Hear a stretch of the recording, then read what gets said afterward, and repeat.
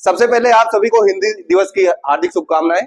और आज class 12th के काव्यखंड से हमने एक विषय लिया है, गोस्वामी तुलसीदास जी के रामचरितमानस से लिया गया प्रसंग है ये।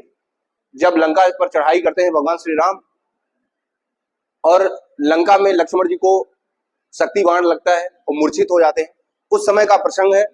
तो हनुमान जी से कहा जाता है कि आप जाइए संजीवनी बूटी लेकर आइए, और उधर राम जी लक्ष्मण के पास बैठे रहते हैं। लक्ष्मण जी मूर्छित रहते हैं। लक्ष्मण जी को बार बार भगवान श्री राम अपने गले से लगा के, सीने से लगा के विलाप करते हैं। उस समय का प्रसंग है, तो देखिए। उहाँ राम लक्ष्मण ही निहारी, बोले बचन मनुज अनुसारी।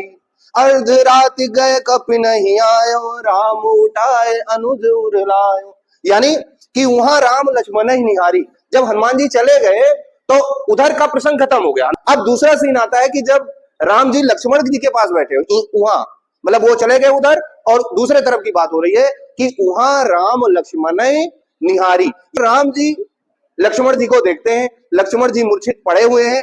अब उनको देखकर भगवान जी कहते हैं, बोले वचन मनुज अनुसारी। यानी एक सिंपल, एक सामान्य मानव की तरह, भगवान को माना जाता है कि वो अवतार है, लेकिन वहां अवतार जैसा वो कुछ नहीं दिखाते। वो एक सामान्य मनुष्य की तरह वचन बोलते हैं, कहते हैं। क्या कहते हैं कि अर्ध राति गए कपि नहीं आयो, राम उठाए अनुज उरलायो। कि मतलब आधी रात बीत गई है, वो देखते हैं ऊपर की तरफ कि हनुमान जी को तो भेजा गया था कि आप जाइए संजीवनी बूटी लाइए, अब तो आधी रात बीत गई है, जबकि ये होना था कि सूर्य के निकलने से पहले संजीवनी आ जानी चाहिए थी। तो अब वो डर दिखाते हैं अपना कि यार देखो आधी रात तो बीत गई है, हनुमान जी आए ही नहीं। अगर हनुमान जी नहीं आ पाए तो फिर क्या होगा, प्राण चले जाएंगे मेरे भाई के। तो हनुमान जी को जल्दी आना चाहिए था। तो वही फिर उन्होंने राम उठाए अनुज उरलायो, उर मतलब हृदय से लगाना। यानी कि राम जी ने लक्ष्मण जी को उठा के अपने हृदय से लगा लिया कि हे अनुज, कहीं ऐसा ना हो कि हनुमान जी ना आ पाए और आपको ये जो कष्ट हो रहा है ये कुछ ज्यादा ही बढ़ जाए, इसलिए विलाप कर रहे हैं राम जी। ठीक है, अगली लाइन। इस कहूं न दुखित देखी मोहि काऊ, बंध सदा तव मृदुल सुभाऊ। मम हित लागे तजव पितु माता, सहव विपिन हिम आतप बाता। कह रहे कि हे लक्ष्मण, तुम तो हमें कभी इतना दुखी देख ही नहीं सकते, है ना। सकहु न दुखित देख मोहि काऊ, कि मुझे कभी तुम इतना दुखित या इतना दुखी देख ही नहीं सकते थे। और बंधु सदा तो मृदुल स्वभाव, हे भाई तुम्हारा इतना मृदुल, इतना मीठा, इतना अच्छा स्वभाव था कि तुम कभी हमको इतना दुखी देख ही नहीं सकते हो, तो आज कैसे देख रहे हो। यानी आपको उठ जाना चाहिए, आप उठिए और हमारे अंदर जो कष्ट हो रहा है आपके लिए उसको कम करिए। फिर कहते हैं कि मम हित लागी तजो पितु माता, कि आपने मेरी भलाई के लिए माता और पिता दोनों का त्याग कर दिया। यानी जब राम जी को वनवास हुआ 14 वर्ष का, तो केवल राम जी को हुआ था, लक्ष्मण जी को तो नहीं हुआ था, सीता जी को तो नहीं हुआ था।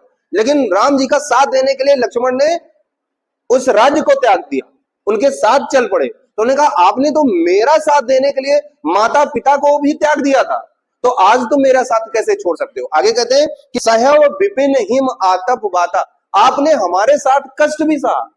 विपिन मतलब जंगल, चाहे धूप रही, आतप चाहे धूप हुई, उसमें भी आपने मेरा साथ दिया। वाता, वात मतलब हवा, क्योंकि ये अवधि में लिखा गया तो वाता, वात को इन्होंने वाता कर दिया। तो वात यानी कि चाहे जितना बड़ा झंझावात आया उसमें आप मेरे साथ रहे। आपने जंगल के कष्टों को मेरे साथ सहा, चाहे धूप रही हो तभी आप मेरे साथ रहे, ओले पड़े हो तभी आप मेरे साथ रहे।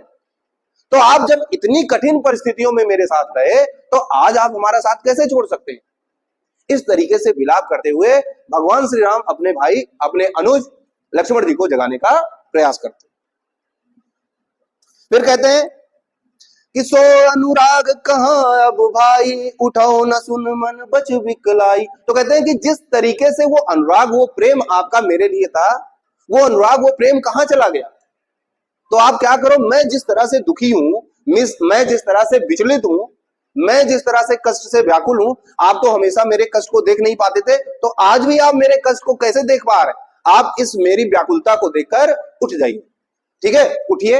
अब इस तरह से वो कहते हैं। फिर अगला, जो जनत्यो बन बंधु बिछोहु, जो जनत्यो बन बंधु बिछोहु, पिता वचन मन त्यो नहीं हो।